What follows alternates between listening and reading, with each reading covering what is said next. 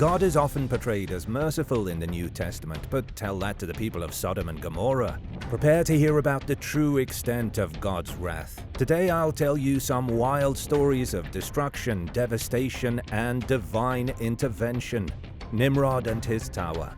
Nimrod should have known better than to disobey God's will. He paid the price, not just him, but everyone on earth. Once upon a time in the ancient world, everyone spoke the same language. Life was simple. No Google Translate needed. People could easily communicate and work together, which led them to a grand idea. Why not build a massive tower that reached all the way to heaven? But there was a problem with that plan. This great tower is known as the Tower of Babel in the Bible. It's a story of ambition, rebellion, and destruction. You see, God had already told Noah's descendants to spread out and populate the planet, but they didn't listen. They had no interest in obeying God's command to fill the earth, and they settled in a place called Shinar, which later became Babylon. Driven by arrogance, the people preferred to make a name for themselves and build a city with a high tower, enabling them to remain together, defying God's directive to spread out across the land. The proposed construction began. Composed of brick and mortar, this city was intended to be permanent and impressive, a fortress against any natural or supernatural attempt to disperse mankind throughout the earth. God didn't like this, not one bit. Leading this ambitious project was a man named Nimrod. He was Noah's grandson, yes, the one who built the ark. The Bible describes Nimrod in Genesis chapter 10, verses 8 to 12, as the first on earth to be a mighty man. He was a mighty hunter before the Lord. Nimrod, a powerful and ambitious ruler, envisioned Babylon as the center of a vast empire. Driven by a desire for immortality and a lasting legacy, he believed that building a towering structure reaching the heavens would solidify his place in history. And what better way to secure that legacy than by building a tower that stretched to the heavens? So the people built and Nimrod dreamed. But while they were busy making plans, someone else was watching. God, and he wasn't happy. In his eyes, this wasn't just a construction project. It was a direct challenge to him. The people weren't seeking God's help. They wanted to do things their way, without him. That tower reaching for the sky was a symbol of their pride, their rebellion, and their desire to live independently of God. God punished the people by confusing their language. One day the workers showed up to the construction site ready to build, only to discover that they couldn't understand each other anymore. Just picture the chaos that followed. Imagine trying to get anything done while everyone around you is speaking a language you've never heard before. It really complicated things, to say the least. The confusion was so intense that they couldn't keep working together. The grand project fell apart, and the people scattered across the earth, just like God originally wanted. And that's the story of the Tower of Babel. What started as an ambitious plan to defy God ended in confusion and division. Nimrod's ambition to build the Tower of Babel, a symbol of human pride and defiance against God, ultimately led to the downfall of the project and the dispersion of humanity. The tower itself? It never reached the heavens. Instead, it became a symbol of humanity's pride and the limits of what people can do without God's blessing. Sodom and Gomorrah. The story of Sodom and Gomorrah is one of the most dramatic and intense in the Bible, full of fire, brimstone, and of course some seriously salty consequences. These two cities, located in the Jordan Valley, were known for being absolutely out of control. It wasn't just your regular, everyday bad behavior, it was next level. Think party gone horribly wrong and no one's leaving until the house burns down kind of chaos. The Bible says they were deep in sin, indulging in all kinds of immorality and violence. If there was a way to cross the line, Sodom and Gomorrah did it.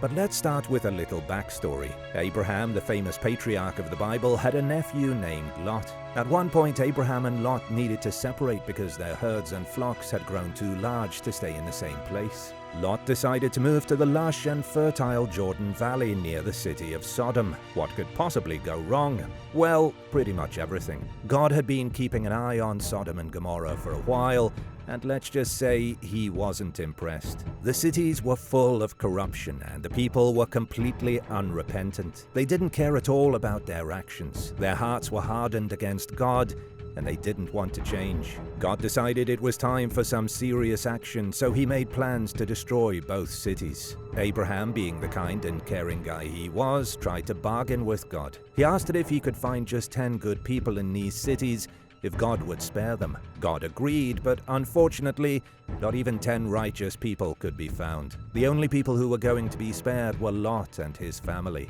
2 angels came to Sodom to warn Lot of the impending doom. The citizens of Sodom, true to their terrible reputation, tried to assault these angels. Things were so bad that they even tried to break down Lot's door. Lot offered the angels a place to stay, and the angels helped Lot and his family escape before things went from bad to worse. And then came the fire. God rained down sulfur and fire from heaven on Sodom and Gomorrah, completely wiping out both cities. It wasn't just the cities that were destroyed, though. The entire valley, its inhabitants, and even the plants were burned to a crisp. If you close your eyes, you can likely picture it, smoke rising from the land like a giant furnace. Lot and his family managed to escape the devastation. Well, everyone but Lot's wife. As Lot and his family were fleeing, the angels had given one simple instruction: don't look back.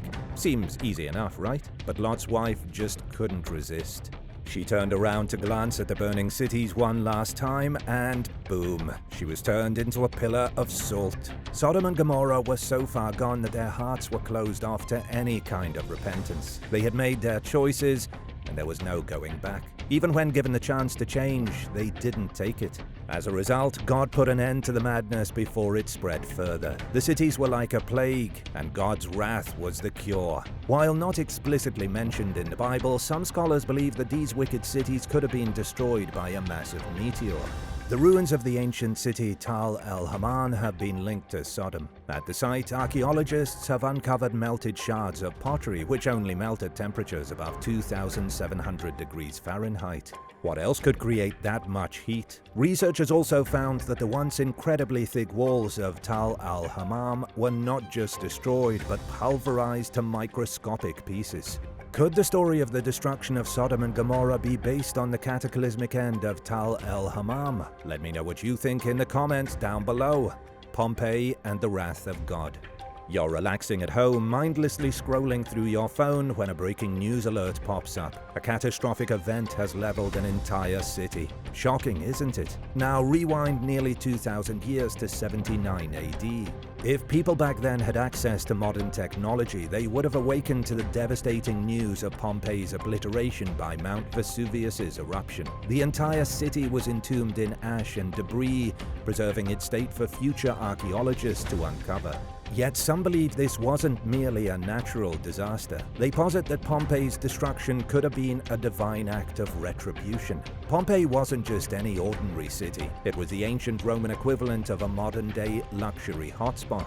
Picture a city brimming with fancy villas, extravagant public baths, and bustling markets teeming with goods from across the empire. It sounds like a dream vacation, doesn't it? Except for one glaring detail. Pompeii also held a notorious reputation for its wild, hedonistic lifestyle, characterized by extravagance, promiscuity, and a touch of debauchery. Archaeologists have unearthed shocking evidence of Pompeii's decadent lifestyle. When they began excavating the city in the 1700s, they discovered explicit artwork, graffiti, and frescoes, some so explicit that they were promptly hidden away in a secret museum. The Pompeians even worshipped a fertility god named Priapus, whose depictions were so brazen that they made historians blush. Priapus was renowned for his, well, prominent attributes, which was often prominently displayed in public. This city was essentially drenched in indulgence from its art to its daily life. Given this context, some have pondered whether the Pompeians brought their destruction upon themselves. Certain religious beliefs posit that God only destroys cities after they've received warnings. Holy texts like the Quran mention that a town isn't destroyed unless a prophet or divine message has been ignored. Could this be what transpired in Pompeii? Before the cataclysmic eruption, Pompeii was a prosperous, bustling metropolis with over 10,000 residents. People flocked from across the Roman Empire to experience its luxurious lifestyle, indulging in lavish parties and extravagant goods. However, beneath this veneer of opulence, Pompeii had a darker side. The city was infamous for its wild behavior, and some historians suggest that sin and immorality were deeply ingrained in its daily life. The eruption of Mount Vesuvius in 79 AD wasn't entirely unexpected. Years prior, in 62 AD, Pompeii had already been struck by a devastating earthquake, which some interpreted as a warning sign. To add to the ominous atmosphere, a comet was visible in the sky for 7 months before the disaster. Romans were known for their fascination with astrology, so they would have undoubtedly viewed this as a dire omen. Yet it seems the people of Pompeii were too engrossed in their sinful pursuits to heed the warning. When Vesuvius erupted, the city was engulfed in volcanic ash so rapidly that people were trapped in their homes, frozen in the midst of their activities. The destruction was utter and complete. However, the truly chilling aspect of the story comes from the discovery of a carving on a wall of the ruined city, Sodom Gom, referencing the biblical cities of Sodom and Gomorrah. Could this be a sign that people believed Pompeii had met a similar fate for similar reasons? While there's no concrete evidence to prove that Pompeii's destruction was a divine punishment, the belief was prevalent among many Romans at the time. Natural disasters occur, and volcanoes don't operate on divine command. Yet, in the face of such a catastrophic event, it's understandable that people might seek explanations beyond the natural world. And now for a quick break. But first, I wanted to give a shout out and big thank you to Candy McGraw and Adam Daly for supporting this channel. Be sure to subscribe if you haven't already for more videos like this. The destruction of Tyre. Have you ever made a prediction that came true? Well, the prophet Ezekiel certainly did, and it wasn't a good one either. One example of a Bible prophecy coming true involves the ancient city of Tyre. Tyre was like the New York City of the ancient world, ruling the seas and making big bucks from trade for about 2,000 years. But then came a prophecy from Ezekiel, who basically dropped a bombshell that things were about to get tough for Tyre. Around 586 BC, Ezekiel shared a message that he said came directly from God. According to the prophecy in Ezekiel 26, Tyre was going to be wiped off the map. The prophecy wasn't vague or wishy-washy, it was very specific. Ezekiel said that many nations would come against Tyre. Its walls would be destroyed, its riches looted, and its buildings thrown into the seas. He even said that Tyre would become nothing more than a bare rock where fishermen would dry their nets. Yikes. But why did Tyre get on Ezekiel's bad side? Well, they were pretty smug about the downfall of Jerusalem. When Jerusalem fell, the people of Tyre were happy, knowing they'd become richer now that they didn't have to deal with Jerusalem anymore. And that, according to the prophecy, was a bad move. And sure enough, just 3 years after Ezekiel's prophecy, Nebuchadnezzar, the king of Babylon, marched in with his army. He laid siege to Tyre, which back then had 2 parts, a mainland city and a smaller island city. Nebuchadnezzar's forces destroyed the mainland city, knocking down its walls and towers just like Ezekiel said. But the people of Tyre were pretty clever. They took off to the island, where they had fresh water and strong defenses. So while Nebuchadnezzar did some damage, he didn't completely finish the job. Don't worry though, the prophecy wasn't done just yet. Fast forward about 241 years and along comes Alexander the Great. Now, Alexander was no stranger to conquest, but Tyre wasn't going down without a fight. The city on the island was still standing strong. So what did Alexander do? He pulled one of the greatest military stunts in history. He used rubble from the old mainland city that Nebuchadnezzar destroyed, and with it he built a massive land bridge to reach the island fortress. Alexander's army marched right over the sea and attacked the island. And just like that, Tyre fell. It was a massive victory for Alexander and a complete disaster for Tyre. With this brilliant move, Alexander had wiped Tyre off the map, fulfilling even more of Ezekiel's prophecy. The prophecy said that debris would be thrown into the sea, the city would be scraped bare, and the Tyre would never be rebuilt. Everything happened just as Ezekiel had predicted.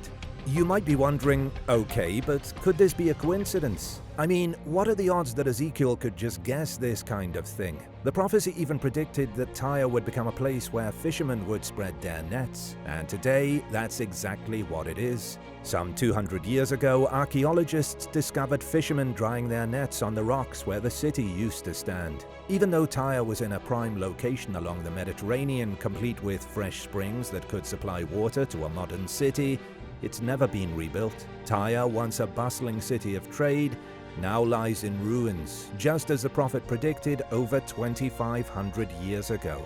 Jerusalem's continual sin. The prophets Jeremiah, Lehi, and Ezekiel foresaw the downfall of Jerusalem, but their warnings were largely ignored. This pattern of disregard for divine counsel seems to be a recurring theme throughout history.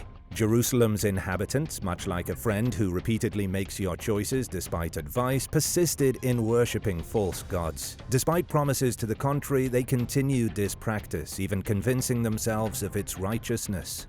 Arrogance, however, is a dangerous path. Religious scholar Bruce K. Satterfield analyzed the prophetic words of Jeremiah and identified key factors contributing to Jerusalem's demise. A primary issue was the people's loss of the light of Christ. They had turned away from God's influence, akin to ignoring GPS navigation, and becoming lost. Their spiritual loss culminated in the destruction of their city. The people of Jerusalem rationalized their behavior, offering excuses at every turn. They seem to have forgotten that God sees all. Some even rejected the prophets outright, leading to the exile of Lehi and the execution of Uriah. Another significant problem was the people's lack of remorse for their wrongdoing. As Nephi described, they were past feeling, so deeply entrenched in their mistakes that they no longer cared about right and wrong. Ezekiel had a vision of the city's spiritual decline, marked by increasing acts of defection and the departure of God's glory. Jerusalem was destroyed multiple times throughout history. In 587 BC, Nebuchadnezzar II of Babylon besieged the city, burning the first temple and razing its walls. In 70 AD, the Romans destroyed Jerusalem again during the First Jewish Revolt.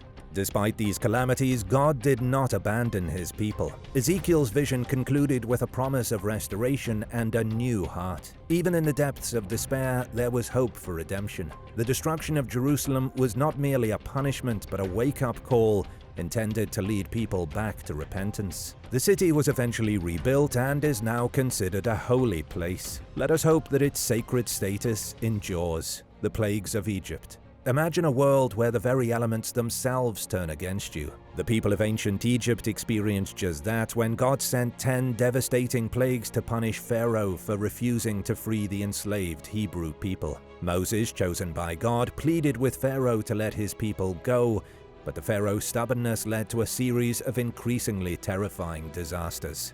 These weren't ordinary inconveniences. They were cataclysmic events that shook the very foundations of Egyptian society. From turning the Nile River into blood to unleashing swarms of locusts that devoured everything in sight, God's wrath was undeniable.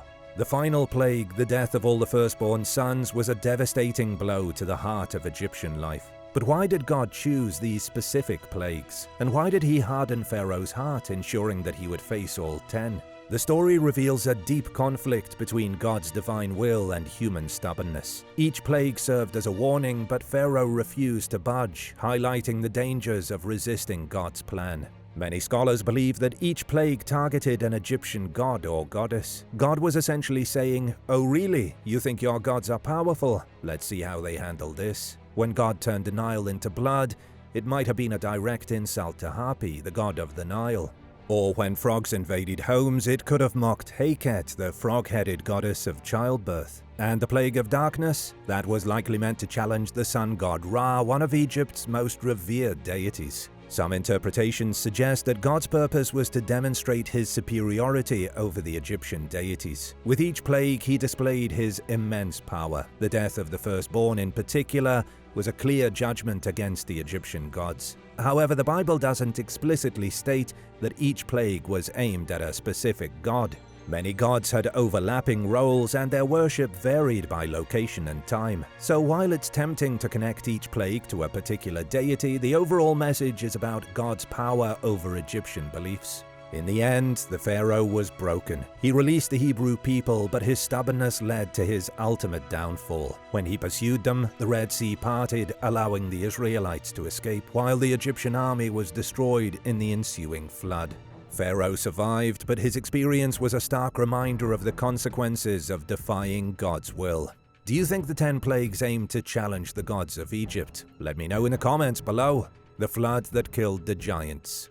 In the book of Genesis, tucked away between some pretty famous tales, lies a wild story about fallen angels and a race of massive beings known as the Nephilim. Most people know about the creation of the world, Adam and Eve's infamous fall from grace, and Noah's epic animal rescue mission, but the Nephilim? Not so much. So, who are these Nephilim? The word itself comes from the Hebrew word naphil, which means to fall. Basically, they're the fallen ones. These giants came to be from a mix of divine beings, referred to as the sons of God, and mortal women, called the daughters of men. Think of them as a supernatural crossover episode where angels and humans team up, but not in a good way. Instead of saving the day, they produce a bunch of superhuman giants who are not exactly the friendly neighborhood superheroes we'd hope for. The juicy details about the Nephilim actually pop up more in the Book of Enoch, an ancient text that didn't make it into the Bible but gives us more insights into their origins. In the Book of Enoch, a group of 200 angels, led by a rebellious figure named Semyaza, decide they can't resist the beauty of human women. They make a pact to marry them and, surprise surprise, give birth to these giant offspring. But instead of being lovable giants, these Nephilim are huge, hungry, and a bit terrifying. They start gobbling up all of mankind's food, and when that runs out, they turn to munching on humans themselves. Now, you might wonder, how did it all go so wrong? The Nephilim are described as great giants, towering at about 3,000 elms, which today would be nearly 10,000 feet tall. That's taller than most skyscrapers. With their appetite for destruction, it's no wonder God decided it was time for a reset. As humanity spiraled into chaos, God looked down and decided enough was enough. He tells Noah, who, by the way, was the only righteous man around, to prepare for a flood. God plans to cleanse the earth of the corruption brought on by these angels and their giant offspring. God decides to wipe the slate clean, allowing only Noah and his family to survive. In Genesis, we often blame Adam and Eve for letting sin into the world, but the Book of Enoch flips the script. Here, it's not just humans messing things up, it's these rogue angels. This alternate narrative suggests that humans were created good, and it was the angels who took a nosedive into chaos. The flood destroyed the Nephilim along with the rest of humanity, which had grown to be wicked and sinful. And thanks to this reset, Noah was able to rebuild civilization under God, free from the dangerous influence of these fallen angels. Do you think any Nephilim survived the flood? Wormwood. Wormwood sounds like the name of some type of wood-munching worm, but in the Bible, it's something else entirely, something devastating. In the book of Revelation, there's a fascinating and somewhat terrifying star known as Wormwood that appears during the end times. This star makes its grand entrance in Revelation chapter 8 verses 11 to 13, but what does it actually mean? According to the Bible, at the end of times, the world will be in chaos and God will unleash a series of plagues called the 7 trumpets. This all kicks off after the 7 seals are broken. The trumpets sound, and it's not music to our ears. It's more like a soundtrack for disaster. The first trumpet calls for hell and fire mixed with blood to rain down, reminiscent of those plagues in Egypt when the Nile turned into a bloodbath. Then comes the second trumpet, where a gigantic mountain is thrown into the sea, turning a third of the waters into blood. Now, here comes the moment we've all been waiting for. Trumpet 3.